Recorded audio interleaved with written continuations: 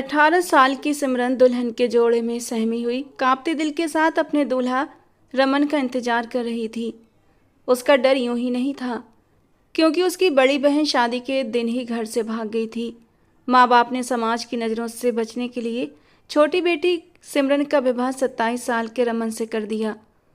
कमरे में सन्नाटा पसरा हुआ था। दिल की धड़कनें जैसे दीवारों से टकरा रही थीं। सिमरन डर के मारे बिस्तर के नीचे छिप गई थी। तभी दरवाजा जोर से खुला। रमन गुस्से से भरा कमरे में दाखिल हुआ। उसकी आंखों में आग थी। जब उसने बिस्तर पर सिमरन को न पाया तो वो दहाड़ते हुए बोला, सिमरन कहाँ हो तुम? ढोल की थाप, बैंड की आवाज़ें और हंसी खुशी की गूंज के साथ रमन की बारात पिरशा के घर पहुंची थी। रास्ते भर उसका चेहरा एकदम सख्त और भावहीन था। वो हमेशा से गंभीर और कम बोलने वाला व्यक्ति था, जो अपने जज्बातों को छुपाने में माहिर था। सुनहरी शेरवानी में लिपटा हुआ वो किसी शाही परिवार के राजकुमार जैसा लग रहा था।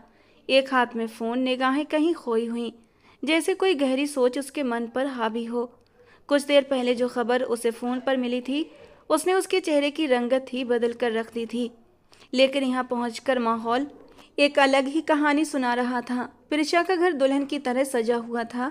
दीवारों पर चमकती लाइटें, फूलों की मालाएं और चारों तरफ मेहमानों की चहल पहल। हर तरफ खुशियों का शोर था। मगर रमन के मन में एक अजीब सी बेचैनी थी। अब तक उसे दुल्हन की एक झलक तक देखने को नहीं मिली थी। न कोई तस्वीर, न कोई औपचारिक खबर। ऊपर से स्वागत भी कुछ अजीब ढंग से किया गया था। सबके चेहरों पर घबराहट, आंखों में सवाल और वातावरण में कनकहट डर था, जो रमन के दिल की धड़कनों को और भी तेज कर रहा था। बारात हॉल में बैठी थी, जबकि रमन अकेला स्टेज पर बैठा हुआ था। वो शोरगुल और खुशियों की रौनक बिल्कुल गायब थी, जो आमतौर पर शादियों में होती है। तभी एक औरत रमन की माँ सुषमा जी के पास आई और उनके कान में धीरे से कुछ फुसफुसाई। सुषमा जी ने चौंक कर रमन की ओर देखा। वो तुरंत उठकर बेटे के पास आई और झुककर धीरे से उसके कान में बोली, रमन, कुछ गड़बड़ हो गई है। दुल्हन पिरशा पार्लर से किसी के साथ भाग गई है। सुषमा जी के मुंह से ये सुनना था कि कुछ पलों के लिए सब कुछ ठहर गया। रमन की आंखों में अचानक खून उतर आया। उसने एकदम से सिर उठाकर माँ की ओर देखा था। उसकी आंखों में अविश्वास, गुस्सा और हैरानी सब एक साथ उतर आए थे। अगले ही पल वो झटके से खड़ा हुआ और तेजी से ड्रेसिंग रूम की ओर बढ़ गया, जहाँ दुल्हन के माँ बाप, बहन भाई पहले से मौजूद थे। उसके कदमों की आवाज़ सुनकर सबके दिल की धड़कनें रुक सी गईं। रिश्तेदार, घर वाले सब सन्न थे। कोई कुछ कहने की हिम्मत नहीं कर पाया। रमन बिना दरवाज़ा खटखटाए अंदर दाखिल हुआ था।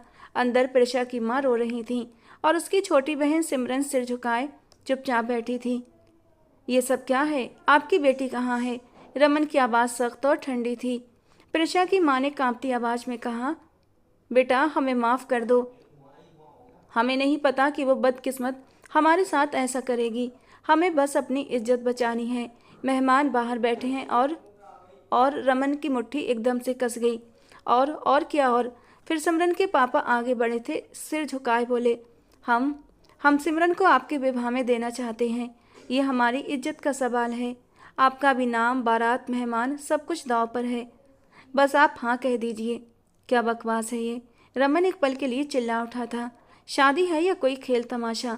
बड़ी भाग गई तो छोटी को विवाह में दे दो। प्लीज़ रमन बेटा, समझने की कोशिश करो। हम दोनों के परिवार की इज्जत दांव पर लगी है और इसका एक ही हल है, सिमरन की शादी आपसे कर दी जाए। किसी को कुछ भी पता नहीं चलेगा, बात की बाद में देखी जाएगी। रमन ने एक नज़र उठाकर सिमरन की ओर देखा। वो डरी सहमी बैठी थी, आंखों में आंसू, चेहरे पर हया और ओंठ बंद। वो किसी मासूम से हिरनी की तरह लग रही थी, जैसे शिकारी उसके सामने हो। वो शिकारी से बचने के लिए कहीं छुप जाना चाहती हो, लेकिन छुपने की जगह न मिली हो। वो पल बहुत भारी था। रमन के भीतर गुस्से की आग जल उठी। उसे लगा जैसे सब कुछ एक मजाक बन गया हो। प्यार, रिश्ता, भरोसा सब कुछ मिट्टी में मिल गया था। पिरशा, जिससे वो सगाई के बाद से चुपचाप अपना जीवन साथी मानते हुए उससे मोहब्बत करता था, जिसके लिए उसने खुद को बदलने की कोशिश की थी, जो कोई नई बात नहीं थी, एक नेचुरल काम था। क्या वो उसे इस तरह छोड़ गई? बारात की शाम सबके सामने उसे तमाशा बना गई। लेकिन अगले ही पल रमन के मन में एक ख्याल कौंधा बदला। यही वो क्षण था जब रमन ने दिल ही दिल में फैसला कर लिया, अगर प्रिशा ने उसे बेइज्जत किया है तो वो भी ऐसा ही वार करेगा, जिससे प्रिशा जिंदगी भर भूल ना पाए। उसका बदला होगा। प्रिशा की बहन को अपनी ज़िंदगी में शामिल करना। वो उसकी बहन को अपनी ज़िंदगी में ज़रूर शामिल करेगा और इस तरह कि वो कभी किसी और की तरफ देखने की हिम्मत न कर सके। उस पर सारी खुशियाँ हराम कर देगा। सगी बहन थी ना प्रिशा सिमरन, तो उसका दर्द प्रिशा अपने दिल में ज़रूर महसूस करेगी। अफसोस होगा उसे अपनी गलती पर कि उसकी वजह से उसकी बहन की ज़िंदगी बर्बाद हुई। वो एक मैच्योर मर्द था, लेकिन उसकी गैरत पर पड़े इस गहरे वार ने उसकी सोचने समझने की सारी सख्ती छीन ली थी। उसने एक गहरी सांस ली, फिर सबकी ओर देखा और ठंडे स्वर में कहा, ठीक है, करवाइए शादी। माहौल में सन्नाटा छा गया। सबने हैरानी से रमन की ओर देखा, जैसे किसी चमत्कार की उम्मीद न थी। जबकि ये शब्द सुनते ही सिमरन का चेहरा एकदम सफ़ेद पड़ गया। वो जो इस उम्मीद के सहारे बैठी हुई थी कि रमन शादी से इनकार कर देगा, लेकिन उसके मानते ही जैसे सब कुछ खत्म हो गया था। उसके आंसू बेकाबू होकर बह निकले। सिमरन की मां ने एक लाल दुपट्टा सिमरन के सर पर डाल दिया। तैयार तो वो पहले से ही थी। बेबी पिंक कलर की नेट की फ्रॉक में कोई नाजुक सी डॉल मालूम हो रही थी, लेकिन अब तो जैसे सब कुछ बदल गया था। शादी की रस्में होने लगी थीं और कुछ ही देर में शादी संपन्न भी हुई थी। शादी संपन्न होते ही माहौल में एक भारी सी खामोशी छा गई थी। न कोई मुस्कान थी, न कोई बधाई, न कोई रौनक। सिर्फ एक बोझिल सी सरगोशी थी जिसने फिलहाल दोनों परिवारों की इज्जत बचा ली थी। भगवान का धन्यवाद कि विवाह हो गया, किसी ने धीमे से कहा। सिमरन के लाल दुपट्टे के पीछे कांपती पलकें, थरथराते होंठ और आंखों में छिपे अविश्वास के आंसू उस पल की सच्चाई बयां कर रहे थे। वो दुल्हन बन चुकी थी, मगर ऐसी दुल्हन जिसके पास कोई सपना न था, न तैयारी, न इच्छा। वो किसी रिश्ते का हिस्सा नहीं थी, बल्कि समाज की इज्जत का एक बोझ बन गई थी। रमन अभी तक खुद को संभाल नहीं पाया था, लेकिन उसके चेहरे पर जबरदस्त संयम और कठोरता साफ झलक रही थी। दिल में तूफान मचा था, मगर चेहरा बिल्कुल ठंडा और शांत था। उसने पंडित जी को विदा किया और एक पल को सिमरन की ओर देखा। वो सिर झुकाए बैठी थी, आंखों से आंसू लगातार बह रहे थे। और तभी सिमरन की मासी अंदर आई। चलो, बहुत अच्छा हुआ कि शादी अच्छे से सकुशल निपट गई। और फिर तुरंत आदेश देने लगी, अब विदाई का इंतजाम करो, सब मेहमान इंतजार कर रहे हैं और किसी को भी शक नहीं होना चाहिए। हमें यही दिखाना है कि दुल्हन वही है जो पहले तय थी। रमन की माँ सुषमा जी फौरन हरकत में आ गईं। हाँ हाँ, सब कुछ वैसा ही होगा जैसा कि तय पाया गया था। वही बैंड, वही जश्न, वही तस्वीरें। लड़की का चेहरा दुपट्टे से ढका रहेगा, जैसा कि फेरों के समय ढका रहा था। कोई भी चेहरा नहीं देखेगा। और अगर कोई जिद करे तो कह देना रमन ने मना किया है, क्योंकि अभी उसकी कुंडली में दोष है। उसकी दुल्हन का चेहरा कोई नहीं देख सकता, वरना उसके वैवाहिक जीवन पर असर पड़ेगा। रमन की ठंडी सी आह सुनकर सिमरन ने एक नज़र उठाकर उसकी ओर देखा था। पूरा परिवार चुप था। सबका ध्यान सिर्फ एक ही चीज़ पर था कि खानदान की इज्जत। किसी ने भी एक बार भी उस मासूम लड़की से ये नहीं पूछा कि क्या वो इस रिश्ते के लिए तैयार भी है या नहीं, जो अपनी बहन के किए की सज़ा चुपचाप भुगतती जा रही थी। सिमरन को जल्दी जल्दी तैयार किया गया। प्रिशा का ब्राइडल लहंगा उसे पहनाया गया, वही लहंगा जो प्रिशा पार्लर में छोड़कर भाग गई थी। ऐसा नहीं था कि प्रिशा अकेली थी, सिमरन भी उसके साथ थी, मगर बहन की जिद और हट के आगे वो कुछ बोल नहीं सकी थी। और प्रिशा जिद करके सिमरन को ब्यूटी पार्लर से घर भेज चुकी थी और अपना रास्ता साफ कर लिया था। वो खुद भी बहुत दब्बू और डरपोक स्वभाव की लड़की थी। लाल लहंगा, सोने के गहने और चेहरे पर एक कजर ने हल्का सा मेकअप भी कर दिया था। उस वक्त सिमरन और एक जिंदा लाश में फ़र्क करना लगभग नामुमकिन था। रिश्तेदार आपस में बातें करने लगे। जब शादी के वक्त दुल्हन का चेहरा ढका हुआ था, लेकिन अब विदाई के वक्त दुल्हन की एंट्री का इंतजार कर रहे थे। फिलहाल किसी को भी ड्रेसिंग रूम में जाने की इजाज़त नहीं थी। बाराती हॉल में जमा थे। किसी को भी अंदाज़ा नहीं था कि दुल्हन बदल चुकी है। सबको यही लगा कि अंदर दुल्हन का फ़ोटोशूट चल रहा है। कुछ मेहमान हंसी मजाक में बिजी थे, कुछ मोबाइल से तस्वीरें खींच रहे थे। बैंड वालों ने फिर से धुन बजानी शुरू कर दी। सीटियों और ढोल की आवाज़ों से माहौल और भी गूंज उठा था। बाहर कारें कतारों में खड़ी थीं, हॉल की रोशनियां झिलमिला रही थीं। रमन को स्टेज पर बिठाया गया और अब औपचारिक विदाई की तैयारियां शुरू हो चुकी थीं। सिमरन को औरतों ने सहारा देकर कमरे से बाहर निकाला। उसके दुपट्टे का पल्लू बहुत नीचे कर दिया गया था, ताकि चेहरा पूरी तरह से ढका रहे। हर कदम पर वो बुरी तरह काँप रही थी। दिल में डर, मन में अजीब से विचार और आंखों में अनगिनत सवाल, मगर जुबान पर खामोशी थी। इस वक्त किसी को भी दुल्हन की बहन याद नहीं थी, कि प्रिशा की एक छोटी बहन भी है। ये बात सिर्फ रमन और उसके घर वाले जानते थे। विदाई परंपरागत तरीके से हुई थी। सिमरन माँ के गले से लगकर फूट फूट कर रोई थी, जबकि रमन की आंखों में अब भी वही सख्ती और गंभीर भाव थे। कतार में खड़ी कारों में से एक, जिसमें दूल्हा दुल्हन बैठे थे, धीरे से आगे बढ़ी और कुछ ही देर में बारात वहां से रवाना हो गई। साथ बैठे रमन ने उसके कांपते थरथराते शरीर को महसूस किया था। वो हिचकियां भर रही थी, मगर बारात के विदा होने पर सबने राहत की सांस ली थी। गाड़ी रमन के दरवाजे के सामने रुकी तो सबने उनका शानदारी से स्वागत किया। रमन को सब कुछ एक असहनीय सा लग रहा था, लेकिन उसने खुद को संभाल लिया, क्योंकि यहाँ के रिश्तेदार भी सच्चाई से अनजान थे। कुछ देर के बाद दोनों घर के ड्राइंग रूम में मौजूद थे।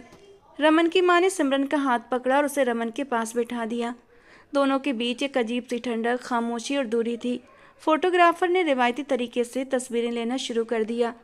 रमन चुपचाप सामने देख रहा था और सिमरन ने निगाहें झुका रखी थीं। चेहरे पर अब भी घूंघट था। सिमरन की सिसकी थमी हुई थी, लेकिन उसके आंसू अब भी रुक नहीं रहे थे। सबको लगा ये विदाई का दर्द है। कोई न समझ सका कि ये आंसू जबरदस्ती की शादी, अचानक हुई विदाई और प्रिशा की बेवफाई का नतीजा थे। रात के 11 बजे तक उसे कमरे में पहुंचा दिया गया। कमरे में हल्की पीली रोशनी जल रही थी, जो छत पर लगी झूमर से छनकर पूरे बेडरूम में अजीब सी खामोशी फैला रही थी। दुल्हन का कमरा पारंपरिक अंदाज में सज चुका था। बिस्तर के चारों ओर लाल गुलाब की पंखुड़ियां बिखरी हुई थीं। दीवारों पर हल्की खुशबू वाली रूम फ्रेशनर छिड़की गई थी और एक तरफ सुनहरे थाल में दूध का गिलास रखा था, जैसे हर दूल्हा दुल्हन के लिए सजाया जाता है। लेकिन दुल्हन बेड पर नहीं थी। जैसे ही रमन के रिश्ते की कुछ बहनें उसे बेड पर बिठाकर गई थीं, वो डर से बुरी तरह से कांपती हुई तुरंत बेड से उठकर खड़ी हुई थी। उसने इस रिश्ते के बारे में कभी सोचा ही नहीं था, और फिर अचानक से ये रात आ गई थी तो उसे समझ नहीं आ रहा था वो क्या रिएक्ट करे। उसका दिल आगे आने वाले पलों को सोच सोच कर बुरी तरह डर रहा था।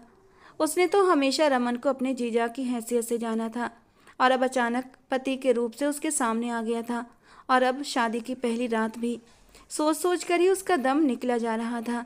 वो यहाँ से फरार होने का कोई रास्ता तलाश कर रही थी, और जब उसे यहाँ से भागने का रास्ता न मिला तो वो बेड के नीचे छिपकर बुरी तरह कांप रही थी। सिमरन ने जब से रुखसती के समय खुद को रमन के पास महसूस किया, उसके शरीर में डर ने पूरी तरह घर कर लिया था। अनचाही शादी का सदमा, अचानक दुल्हन बन जाने की हकीकत, और अब रमन के साथ अकेले कमरे में होने का ख्याल, सब कुछ उसके दिल पर भारी पड़ रहा था। ऐसा नहीं था कि रमन कोई कम शक्ल सूरत का लड़का था। वो किसी भी लड़की का सपना हो सकता था। इतना खूबसूरत, हैंडसम, शानदार पर्सनालिटी का मालिक। जब सिमरन ने उसे पहली बार देखा था तो प्रिशा के कान में शरारत से सरगोशी की थी। दीदी, आपकी किस्मत तो बड़ी ही अच्छी है। इतना हैंडसम दूल्हा मिल रहा है आपको। मेरे लिए भी ऐसा ही हैंडसम सा दूल्हा तलाश करना, वरना मैं आपका दूल्हा चुरा लूँगी। उसे क्या पता था कि मजाक में बोले गए ये शब्द उसकी किस्मत में पक्की स्याही से लिखे जा चुके हैं। जैसे ही सिमरन को अकेला छोड़ा गया, दरवाज़ा बंद हुआ। उसका दिल बेकाबू हुआ था। दुल्हनों की तरह बिस्तर पर बैठने की कल्पना से ही उसे डर लग रहा था। वो डरती सहमती कांपते हाथों से अपना दुपट्टा समेटे हुए बिस्तर के नीचे सरक गई। कमरे की खामोशी में केवल उसकी दबी हुई सिसकियां गूंज रही थीं।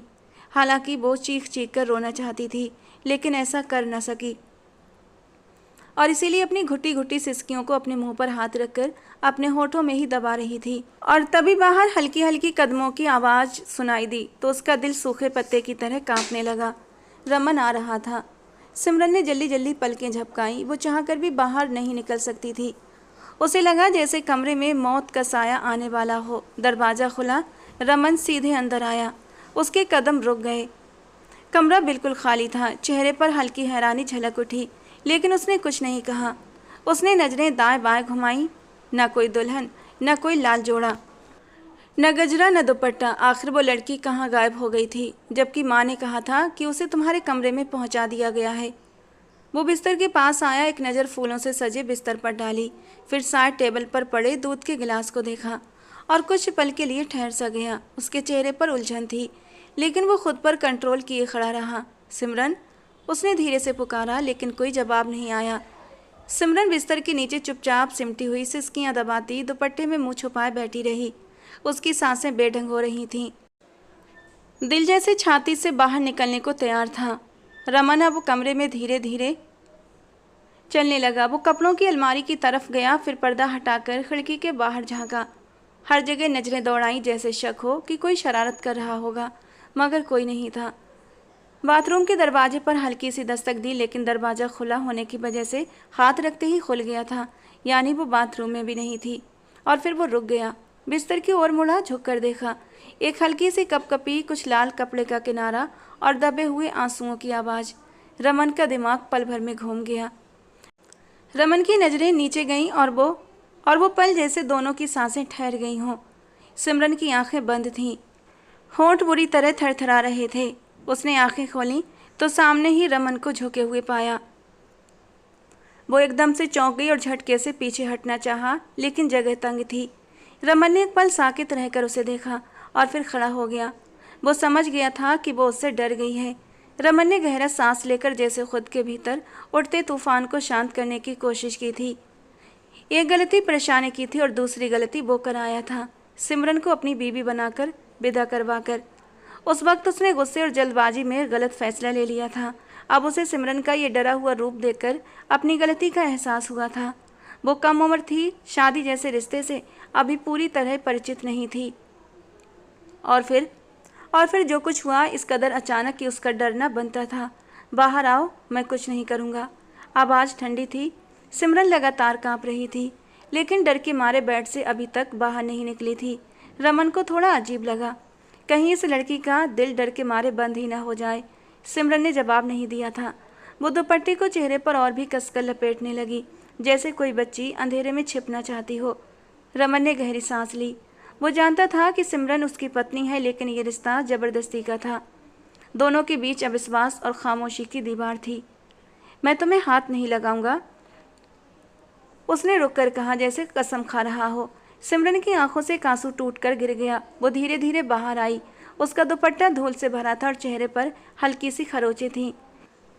रमन पीछे हटकर उसे खड़े होने की जगह दे गया। बैठो। रमन ने उसे बैठने का इशारा किया। वो बिस्तर के कोने में सिमट कर बैठ गई, नजरें अब भी नीचे थीं। रमन ने उसका डर महसूस किया और थोड़ा सा दूर बैठ गया कि कहीं वो डर के मारे बेहोश ही न हो जाए। मुझे मालूम है कि तुम ये रिश्ता नहीं चाहती थीं, और सच कहूँ तो मैं भी नहीं, मगर जो कुछ हुआ उसमें तुम्हारा कसूर नहीं और ना ही मेरा। सिमरन ने हैरानी से निगाह उठाकर सामने बैठे रमन को देखा था। उसे बिल्कुल भी अंदाजा नहीं था कि रमन उससे बात करेगा, मगर उसका ठंडा और सुलगता लहजा अब भी सिमरन को डरा रहा था। तुम मेरी बीवी जरूर हो, मगर मुझसे किसी नरमी की उम्मीद मत रखना, समझी? रमन की आवाज़ में ठंडा जहर था। परेशान ने जो किया उसकी सज़ा तो वैसे मैं तुम्हें देना चाहता था, मगर तुम्हारी हालत देखकर लग रहा है कि तुम तो अभी ही डर से मर जाओगी, उसने तंज किया। सिमरन और भी सिमट गई। उसके होंठ कांप उठे, मगर उसने कुछ न कहा। रमन ने धीरे से कंबल उठाकर बिस्तर के कोने पर रखा और खुद भी बेड पर बैठ गया। सो जाओ। सुहागरात को लेकर जो तुम्हारे दिल में डर है, उस डर को निकाल दो, क्योंकि मैं जानता हूँ तुम अभी छोटी हो, इस रिश्ते और इस रात के बारे में नहीं जानती हो सकता है कुछ सालों में समझ आ जाए तो मैं इस रिश्ते को आगे बढ़ाने के बारे में सोचूंगा, लेकिन फ़िलहाल अभी नहीं। और फिर कमरा फिर से खामोश हो गया था। सिमरन उसके कहे पर बिना कुछ बोले जल्दी से लेट गई थी। उसके पैरों से जैसे जान निकल रही थी। रात गुजर गई, न कोई बात हुई, न कोई मांग और न कोई सवाल, केवल खामोशी थी। दो अनजान इंसान एक कमरे में एक रिश्ते के बंधन में बंधे हुए, मगर एक दूसरे से कोसों दूर। सिमरन बिस्तर के किनारे पर लेटी हुई थी, दुपट्टे में लिपटी, जैसे दुनिया से छुपना चाहती हो। आंखों में नींद नहीं थी, केवल थकान थी। आंसू अब सूख चुके थे। रमन बिस्तर के दूसरे किनारे पर करवट लिए लेटा था। अगली सुबह कमरे की खिड़की से हल्की धूप की किरण अंदर आई तो सिमरन ने आंखें खोलीं। पहली बार किसी अनजान कमरे में जागने का एहसास अजीब था। हर चीज़ नई थी, हर आवाज़ अलग। उसने धीरे धीरे उठकर कमरे का जायजा लिया। रमन मौजूद नहीं था, शायद सुबह ही निकल चुका था। कमरे के कोने में एक सफ़ेद कपड़ा रखा था, साथ में एक नोट। आज रिसेप्शन है, ये पहन लो, नीचे सब इंतज़ार करेंगे। लिखावट साधारण थी, मगर लहजा नरम। क्या वास्तव में वो उतना कठोर नहीं था जितना उसने सोचा था? रिसेप्शन का समय दोपहर में रखा गया था। रिसेप्शन की रस्में घर के लॉन में ही आयोजित की गई थीं। केवल कुछ करीबी लोग जानते थे कि दुल्हन बदल चुकी है, मगर सब खामोश थे। इज्जतों की दीवार को गिरने से बचाने के लिए। सिमरन ने सफ़ेद कामदार कपड़े पहने, गुलाबी चेहरा, साधारण मेकअप के साथ और आंखों में हल्की सी लाली लिए। जब वो नीचे हॉल में पहुंची तो सबने दुल्हन के रूप में उसका स्वागत बहुत अच्छे से किया था। नाश्ते के तुरंत बाद उसे तैयार करने के लिए एक ब्यूटिशियन आई थी। रमन सफ़ेद शेरवानी में मौजूद था, नज़रों में अजीब सी ठंडक, चेहरे पर पारंपरिक मुस्कान, मगर दिल में बदले की आग जल रही थी। जब सिमरन उसके पास आकर बैठी तो उसने एक नज़र उस पर डाली, बिना किसी एहसास के। सिमरन ने धीरे से पलकों को झुका लिया। रिसेप्शन की रस्म पूरी तरह से औपचारिक अंदाज में हुई। तस्वीरें खींची गईं, बधाइयाँ दी गईं और सब वापस चले गए। रमन का अंदाज बेहद ठंडा था, न कोई प्यार की झलक, न कोई खुशी का दृश्य, बस सामाजिक ढांचे में एक तस्वीर जिसकी असली कहानी से कोई भी संबंध नहीं था। अगले दिन रमन सुबह तैयार होकर कमरे से निकला तो सिमरन अभी तक नाश्ता तैयार करने में व्यस्त थी। ससुराल का पहला दिन और वो चाहती थी खुद को हर संभव तरीके से बेहतर साबित करे। अरमान की माँ ने उसे रात में ही यकीन करा दिया था कि कल से सबका नाश्ता वही तैयार करेगी। मैं ऑफिस जा रहा हूँ, कुछ चाहिए हो तो नौकरानी से कह देना। वो बिना बात किए निकल गया। सिमरन ने पीछे से सिर्फ दरवाजे की आवाज़ सुनी थी। वो जो कभी सपने में सोचती थी कि उसका पति उससे प्यार से पेश आएगा, वे एक खुशहाल जीवन बिताएंगे, मगर उसकी बहन की एक गलती की वजह से सब बर्बाद हो गया था। फिर भी वो आभारी थी, कम से कम वो दरिंदे जैसा मर्द नहीं था। सिमरन को लगता था वो प्रिशा का सारा गुस्सा शादी की पहली रात ही सिमरन पर निकाल देगा, उसके नाजुक से वजूद को नोचकर। लेकिन रमन ने ऐसा कुछ नहीं किया था। उसने ना उसे छुआ, न डराया, न चिल्लाकर बात की। बस एक शांत, थका हुआ मर्द जो शायद खुद भी इस जबरदस्ती के रिश्ते से गुजर रहा था। दिन बीतते गए। शादी की रस्मों में आए मेहमान पहले ही जा चुके थे और अब कुछ करीबी रिश्तेदार भी अपने अपने घर लौट गए थे और रमन की जिंदगी भी दिनचर्या पर वापस लौट गई थी। सुबह नाश्ता, दिन भर ऑफिस, शाम में खामोशी, रात को अलग किनारे पर नींद। सिमरन हर दिन उसके जाने के बाद घर के कामों में व्यस्त हो जाती। सास कभी कभी बात कर लेती तो कभी चुपचाप उसे देखती। रमन की माँ भी जानती थी कि लड़की मासूम है जो हालात की भेंट चढ़ी है, मगर फिर भी उनके दिल में उसके लिए कोई नरम जगह नहीं थी। उन्हें वो भी अपनी बहन की तरह ही आवारा लगती थी। प्रिशा का गुस्सा कहीं ना कहीं वो सिमरन पर उतार कर अपना दिल हल्का करना चाहती थी और इसीलिए वो उससे पूरा दिन घर के काम करवाए रहती थी। रमन की जिंदगी में सिमरन अब केवल एक साय की तरह मौजूद थी, जिसके होने ना होने से रमन को कोई फर्क नहीं पड़ता था। वो दोनों एक ही बेड पर सोते, अपने अपने किनारे पर, लेकिन दोनों में से किसी का भी दिल एक दूसरे के लिए नहीं धड़कता था। वो अपनी फाइलें, प्रोजेक्ट्स, मीटिंग्स में व्यस्त था तो सिमरन घर के कामों में व्यस्त होकर रह गई थी। लेकिन सिमरन ने यह तय कर लिया था कि वो अपनी जगह खाली नहीं छोड़ेगी। वो अपनी पहचान से रमन के दिल के दरवाजे पर दस्तक देगी, धीरे धीरे, चुपचाप और प्यार से। लेकिन अभी नहीं, क्योंकि फ़िलहाल तो वो उस पर एक नज़र तक डालना पसंद नहीं करता था। उसने शादी के बाद अपनी माँ से कुछ पुराने कपड़े मंगवा लिए थे, वही पहनती थी। अपनी बहन की बरी और दहेज की कोई भी चीज़ उसने इस्तेमाल करना खुद पर हराम समझ लिया था। रात को जब रमन वापस आता तो सिमरन चुपचाप उसका खाना रख देती। वो खाता और बिना कोई बात किए बिस्तर पर लेट जाता। सिमरन अपना कंबल लेकर दूसरे कोने पर लेट जाती। यही रूटीन कई दिन चलता रहा। कभी कभी रमन की नज़र उस पर पड़ती तो दिल में हल्की सी चुभन होती। ये लड़की जो हर दिन बिना कोई शिकायत के सब कुछ सह रही है, क्या वो सच में दोषी है? क्या वो इस सज़ा की हकदार है? उस रात जब वो ऑफिस से घर लौटा तो सिमरन नींद में थी, सोफे पर लेटी हुई थी, जैसे किसी ख्यालों में गुम, कमरे की छत को घूर रही थी। चेहरे पर थकान और आंखों के नीचे हल्के साए। रमन ने कुछ पल उसे देखा, एक आह भरी, और दरवाज़ा बंद करके खुद बिस्तर पर लेट गया। न जाने क्यों आज वो बिस्तर पर नहीं सोई थी और जब रमन सोने के लिए लेटा तो उसे बेचैनी हुई थी। वो इतने दिनों से उसके साथ बेड पर लेट रहा था, भले एक दूसरे के करीब नहीं आते थे, लेकिन अब सिमरन के न होने से उसे अपना बेड खाली खाली लग रहा था। वो सिमरन को बेड पर बुलाना चाहता था, लेकिन उसकी ज़बान ने उसका साथ न दिया। आज शनिवार था, एक लंबे अंतराल के बाद रमन का ऑफ था। सुबह वो देर से उठा, चेहरे पर नींद की झुर्रियाँ अभी तक मौजूद थीं। ढीले कपड़े पहने धीरे धीरे सीढ़ियाँ उतरता हुआ वो नीचे लॉन्ज में आया, जहाँ सामान्य से ज़्यादा खामोशी थी। रसोई से हल्की सी आवाज़ आ रही थी, बर्तनों की टकराहट, चूल्हे पर चाय के उबलने की सुन और किसी की दबी दबी आवाज़ें। शायद माँ और सिमरन किचन में है सोचते हुए रमन दीवार के साथ रखे सोफे पर बैठकर अखबार उठाने लगा, लेकिन नजरें हर लाइन पर फिसलती रहीं, दिमाग कहीं और ही था। और तभी रसोई से कर्कश आवाज़ गूंजी, जरा तो ठीक से काम किया करो सिमरन, तुमसे एक सीधी रोटी भी नहीं बनती। रमन चौंक गया। ये उसकी माँ की आवाज़ थी। वो सख्ती से नहीं बोलती थी, मगर आज उनके शब्दों में तिरस्कार साफ महसूस किया जा सकता था। वो उठकर दबे कदमों से रसोई की ओर बढ़ा, कमरे के किनारे से झांका जहां सिमरन साड़ी का पल्लू बार बार सिर पर संभाल रही थी और हाथों से फर्श पर गिरी सब्जियों के टुकड़े समेट रही थी। सुषमा जी कुर्सी पर बैठी थीं और हर 2 मिनट में सिमरन को किसी न किसी बात पर डांट रही थीं। तुम्हारी माँ ने कुछ सिखाया भी था या सिर्फ रोना ही सिखाया था? सिमरन का चेहरा लाल हो गया। उसने कुछ नहीं कहा, बस नजरें झुकाकर बर्तन धोने लगी। रमन कुछ पल वहीं खड़ा रहा। ये वही सिमरन थी जो रोज़ शाम को दरवाजे पर उसे पिक किया करती थी, चुपचाप खाना लगा देती और धीरे से कमरे के कोने में सिमट कर बैठ जाती थी। ये वही सिमरन थी जिसे उसने एक ज़बरदस्ती के रिश्ते में बांध लिया था और फिर कभी पलटकर पूछा भी नहीं था कि कैसी हो। मगर जो भी था, रमन को अपनी माँ का ये रवैया बिल्कुल भी अच्छा नहीं लगा।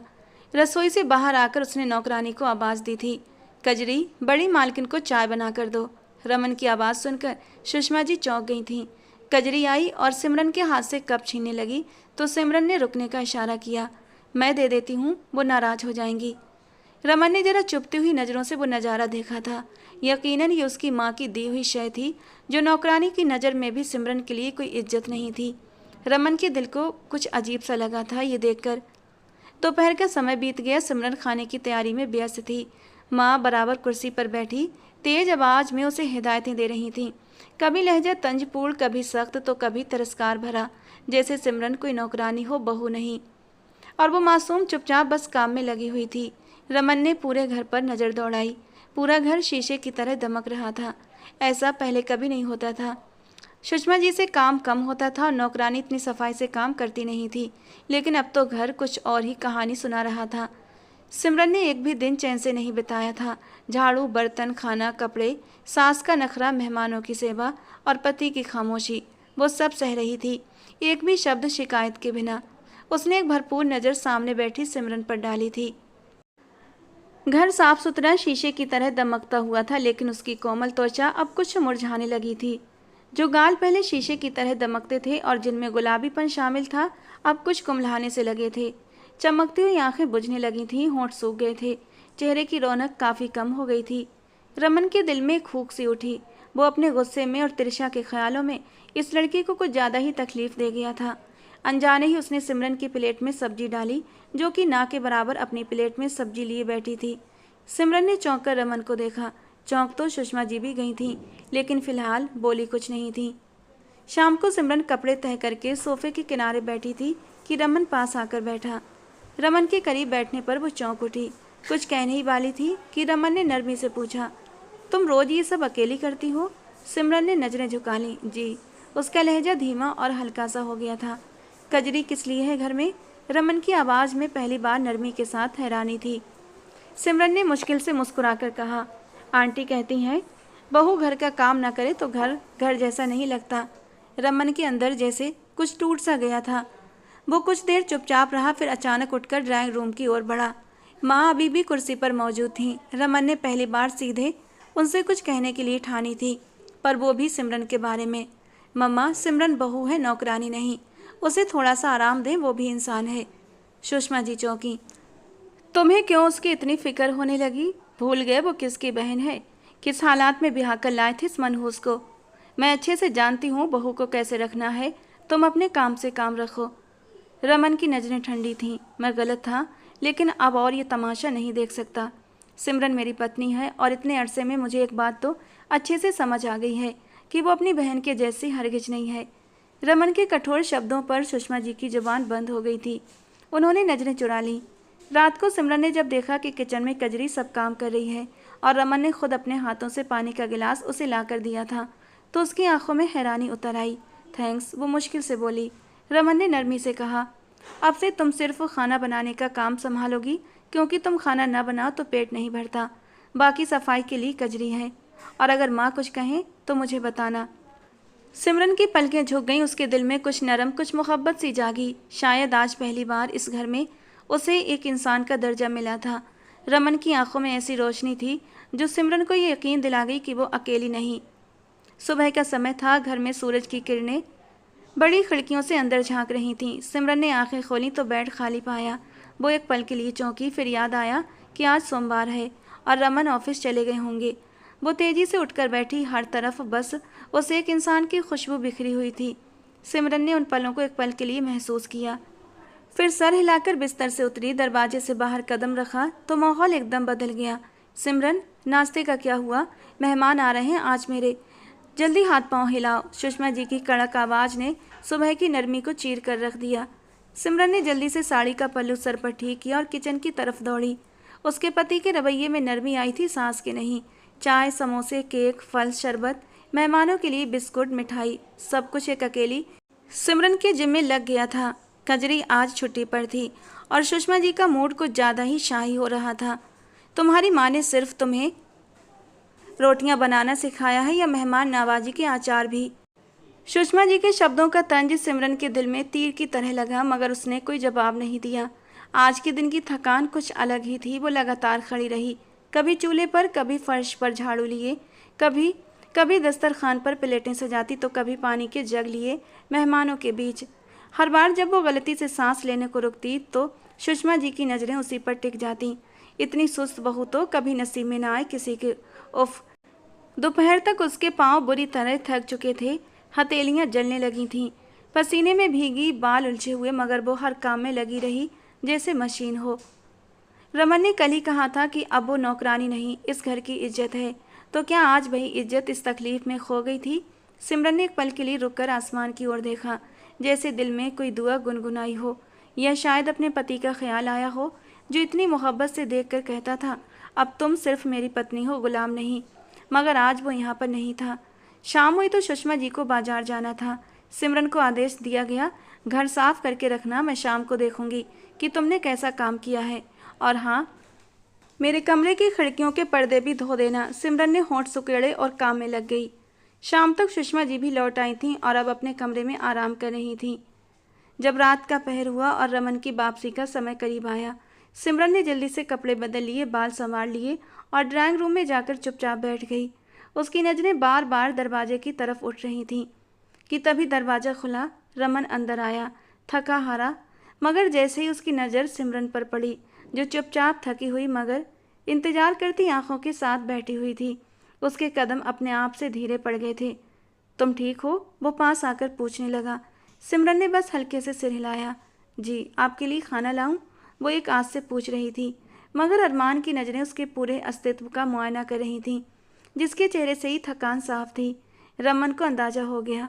उसने सिमरन के हाथों पर नज़र डाली, जख्मों के हल्के निशान। समोसे बनाते हुए गर्म तेल उसकी उंगलियों पर छटक कर गिरा था। थकान से भारी पलकें। उसने ध्यान से सिमरन को देखा, फिर धीरे से पूछा, तुमने खाना खाया? वो इनकार में सिर हिला गई तो वो गहरी ठंडी सांस भरकर रह गया। घड़ी की सुइयां रात के 10 बजा रही थीं। खाने की मेज पर हल्की सी खामोशी छाई हुई थी।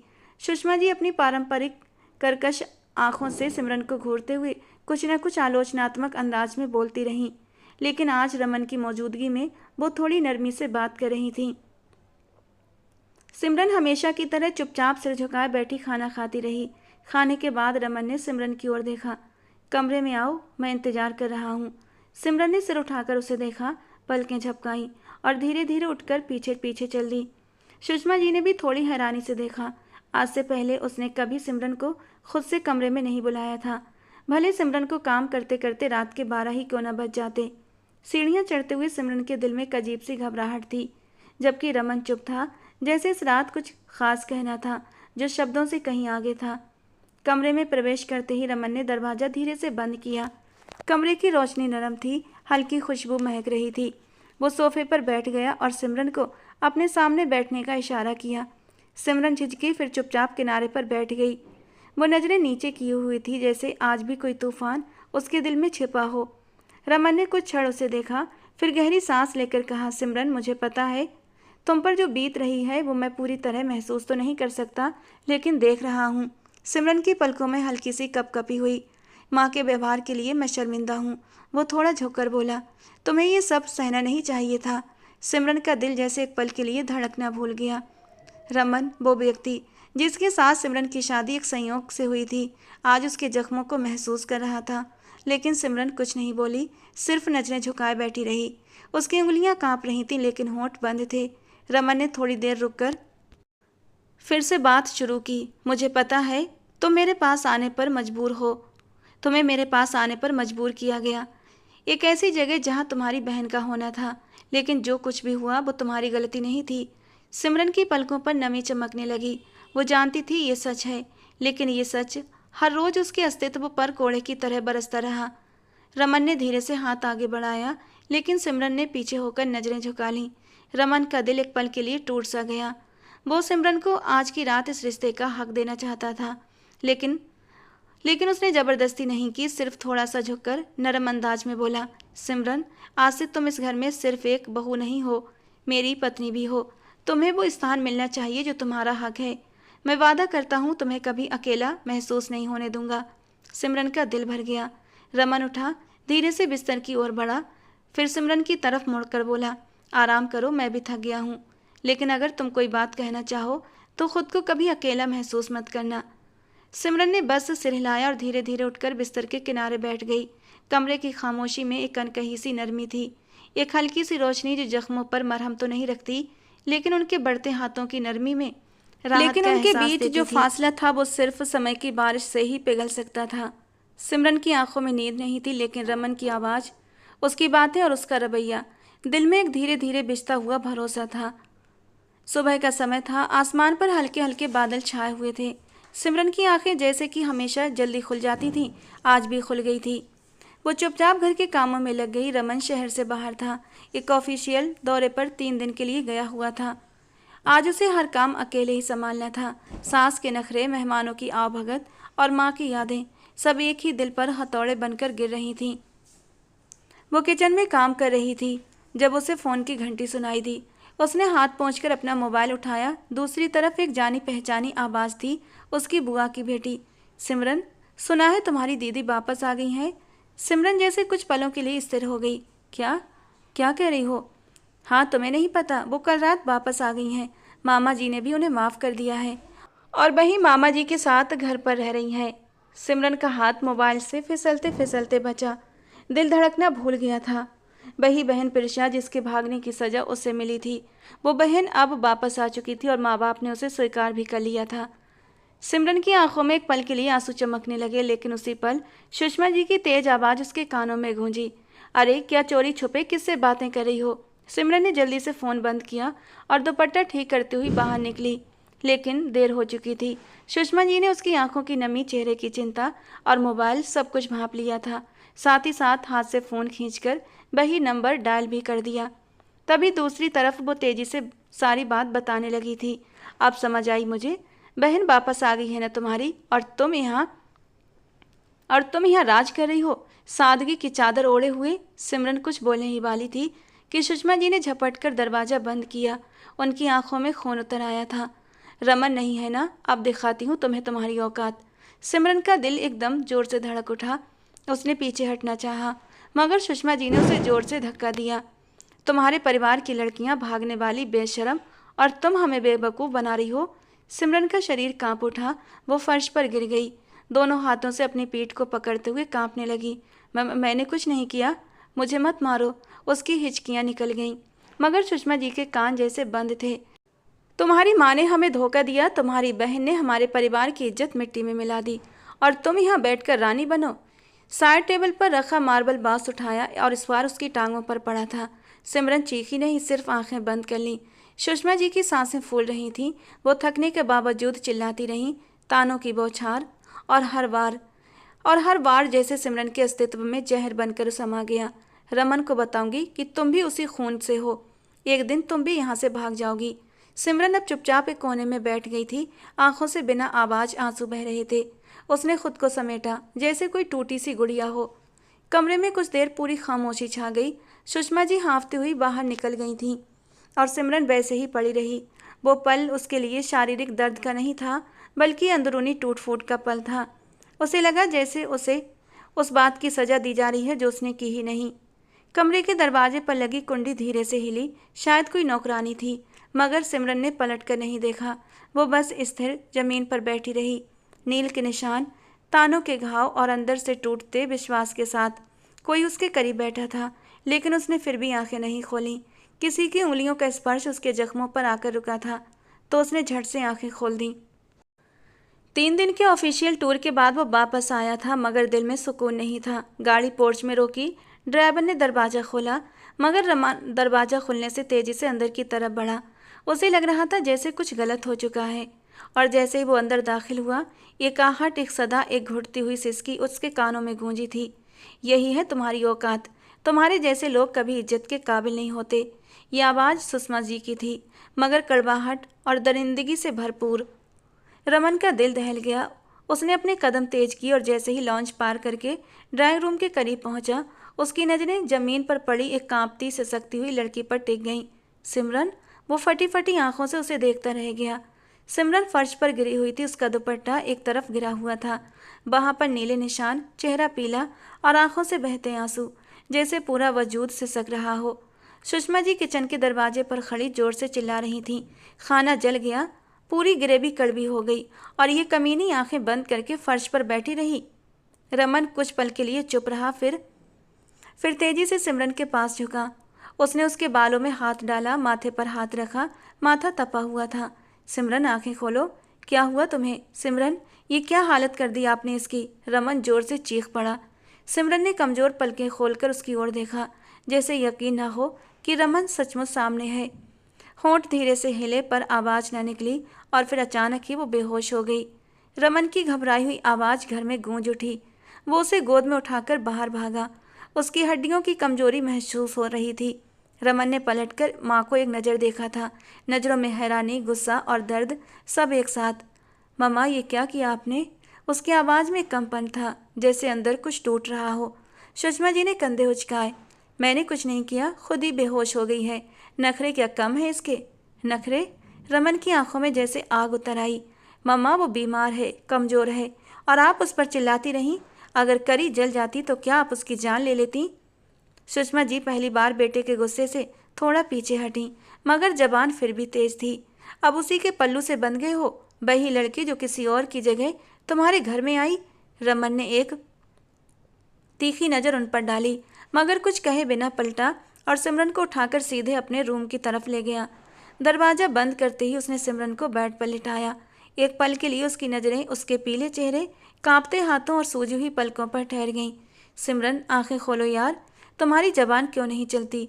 क्यों चुपचाप सब सहती हो? वो तुरंत दवाइयों का डिब्बा खोलकर बुखार का सिरप लाया।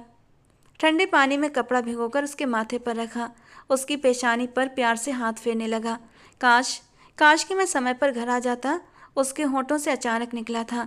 सिमरन बेहोश थी, मगर दिल के किसी कोने में रमन की मौजूदगी जैसे महसूस कर रही थी, जैसे वो नरमी, वो प्यार, वो ख्याल जिसका वो इतने दिनों से इंतजार कर रही थी, अब उसे छू रहा था।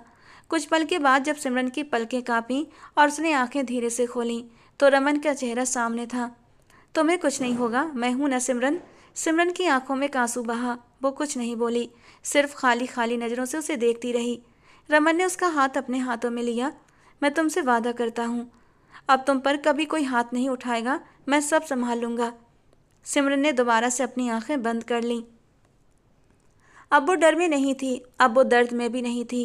वो बस थक गई थी, और रमन उसके लिए पहली बार सिर्फ एक पति नहीं, बल्कि एक रक्षक भी बन गया था। सिमरन को बुखार था, मगर सुबह से घर का हर काम उसी ने किया था। रमन ने नरमी से माँ को समझाया था, मगर सुषमा जी ने अपनी आदत के अनुसार तंज भरी हंसी उड़ाई। तो अब तुझे इस मनहूस पर तरस आने लगा? याद रख रमन, यही है जो तेरे नसीब में ज़बरदस्ती आई है। और हाँ, जिसे तू चाहता था ना, वो वापस आ गई है। रमन ने थोड़ी नाखुशी से माँ को देखा। क्या मतलब? सुषमा जी का तंज और भी गहरा हो गया। तेरी वही दुल्हन जिसकी वजह से ये सिमरन तेरे साथ बंधी, वो घर वापस आ गई है। माँ बाप ने भी माफ़ कर दिया है, और उसे इज्जत से अंदर भी बिठा लिया। तू चाहे तो बस और कुछ मत बोलिएगा, मैं और कुछ नहीं सुन सकता माँ। उस बदचलन लड़की का नाम भी मेरे साथ मत जोड़ना। रमन की आवाज़ कमरे की दीवारों से टकराई। सिमरन मेरी पत्नी है, मेरी इज्जत है, और जो लड़की मेरी ज़िंदगी से भाग गई, उसके लिए अब मेरे दिल में कोई जगह नहीं। सुषमा जी ने चुपचाप से नजरें फैलाईं। रमन ने समय गवाए बिना सिमरन को आवाज़ दी, जो भीतर से दबे कदमों से बाहर आई। चेहरे पर थकान, आंखों में कई अनकहे सवाल। चलो सिमरन।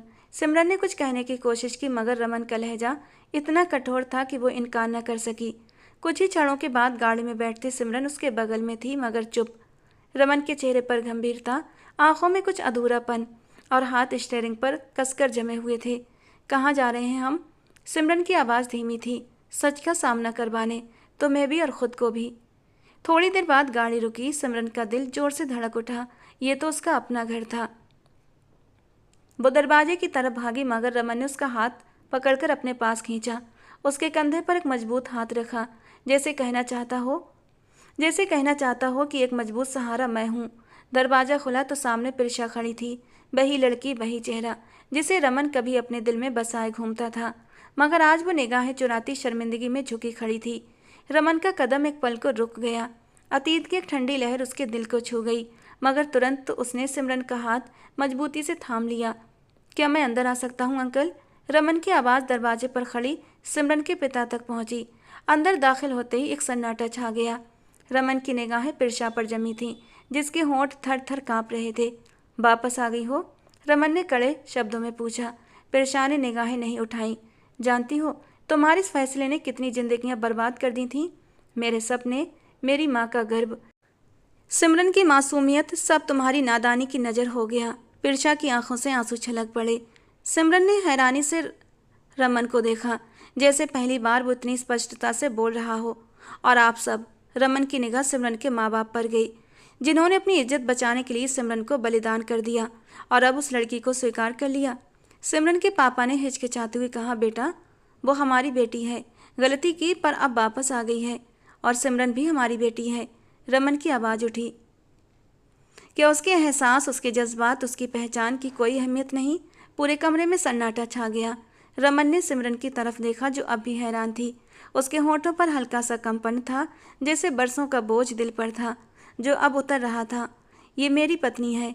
मैं इसे छोड़ने नहीं, बल्कि इज्जत वापस दिलाने आया हूँ, जो तुम लोगों ने उसे छीन ली थी। सिमरन की आंखों में पहली बार नमी उभरी और रमन को देखने लगी, जैसे बरसों की प्यास को शब्दों का पानी मिला हो। और प्रिशा, रमन की निगाहें अब उस पर केंद्रित थीं।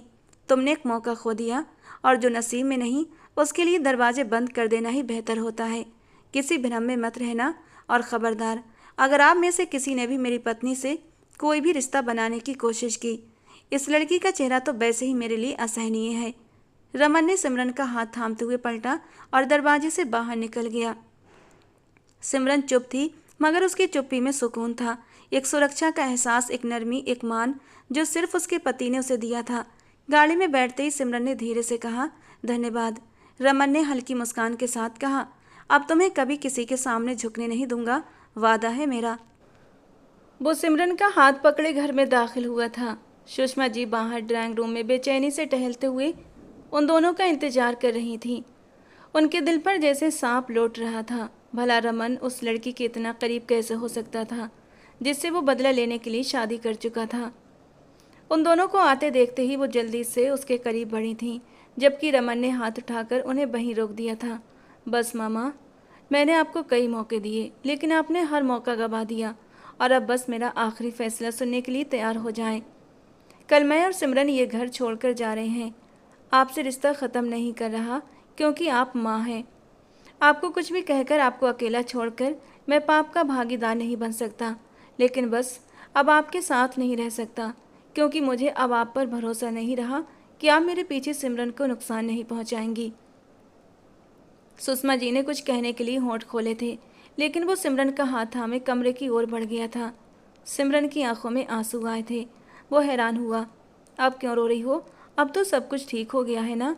वो प्यार से उसके करीब बैठते अपने उंगलियों के पोरों से उसके आंसू साफ करने लगा, और ये स्पर्श सिमरन के वजूद में एक सुकून बनकर उतरा था।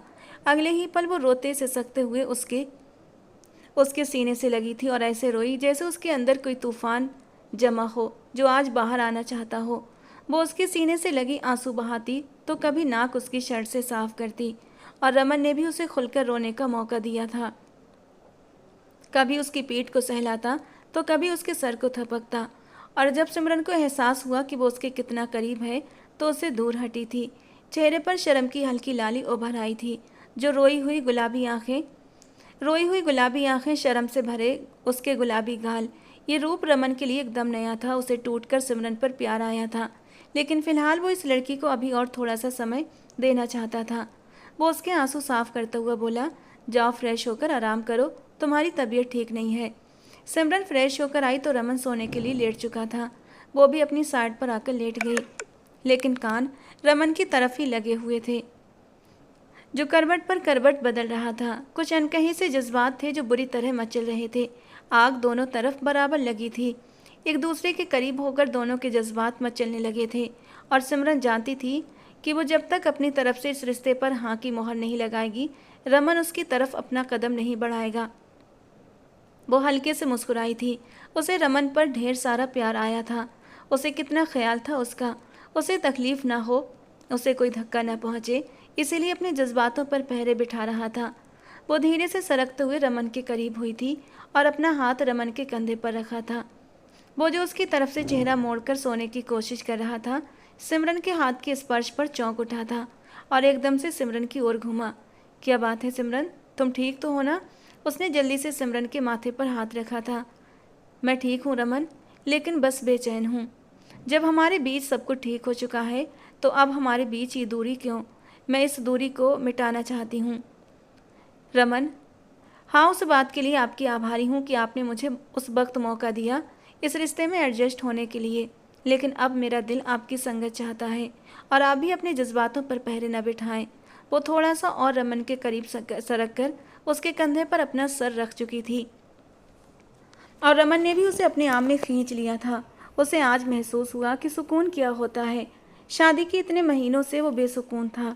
उसे लगता था कि प्रेक्षा के धोखे ने उसे बेसुकून रखा है, लेकिन वो तो बेवकूफ़ था। ये बेसुकूनी प्रेक्षा के धोखे की नहीं बल्कि सिमरन से दूरियों की थी। सिमरन का स्पर्श क्या महसूस हुआ कि दिल सुकून से भरता जा रहा था। वो बेतहाशा सिमरन के नाजुक से वजूद को अपने होठों से छूने लगा, कभी उसके गालों को, कभी उसके होठों को, तो कभी उसकी गर्दन पर अपने प्यार का स्पर्श बिखेरता जा रहा था। वो उसकी दीवानगी पर एक पल के लिए घबराई थी, लेकिन उसने सुकून से अपना आप रमन के हवाले कर दिया था, पूरे विश्वास और यकीन के साथ कि वो कभी भी उसे कोई तकलीफ़ नहीं पहुंचने देगा। वो बड़े ही प्यार से उसे हर चीज़ से आज़ाद करता हुआ उसकी कमसिन खूबसूरती को अपने होठों से मदहोश होते हुए पीने लगा था। सिमरन जो अभी कमसिन थी, मासूम थी, ये अनुभव उसके लिए पहला था। वो पहले बुरी तरह घबराई थी, लेकिन फिर रमन के नरम होठों का स्पर्श और उसके हाथों की बेबाक शरारतें उसे सिसकने पर मजबूर भी कर रही थीं। ये मदहोश सिसकियां रमन को और भी बेखुद कर रही थीं। वो सिमरन के कांपते सिसकते नरम होठों को अपने होठों की कैद में ले गया था। उसके नरम मुलायम पेट को मुट्ठी से दबाते हुए वो उसके ऊपर पूरी तरह हावी हुआ था। वो जानता था वो अभी मासूम है, कमसिन है, शायद ही उसकी शिद्दतों को सह सके, लेकिन वो बड़ी ही नरमी से धीरे धीरे करके उसके नाजुक वजूद में उतरा था। लेकिन फिर भी एक दर्द का एहसास सिमरन के पूरे वजूद में हुआ और फिर वो इस मीठे से दर्द को होंठ को चलते हुए सह गई थी। सिमरन, तुम ठीक हो ना? एक पल के लिए रुक कर उसने सिमरन के कान में सरगोशी की थी। बदले में सिमरन ने अपने होंठ उसके गाल पर रखे थे। वो हल्के से मुस्कुराता हुआ फिर से बेखुद हुआ और उसे और ख़ुद को सुकून देने लगा। वो पल बहुत खूबसूरत थे, वो रात बहुत नशीली थी। थककर दोनों अब एक दूसरे की बाहों में सो रहे थे। सुबह जब फ्रेश होकर वो दोनों कमरे से बाहर निकलने लगे तो सिमरन ने उसका हाथ थामा। आपने मुझे मुंह दिखाई का तोहफा नहीं दिया, उसने शिकवा कर दिया, जबकि रमन अपना माथा मसल कर रह गया था। जो मेरी जान को चाहिए वो मैं उसे ला कर दूंगा। बताओ क्या चाहिए तुम्हें? मुंह दिखाई का तोहफा।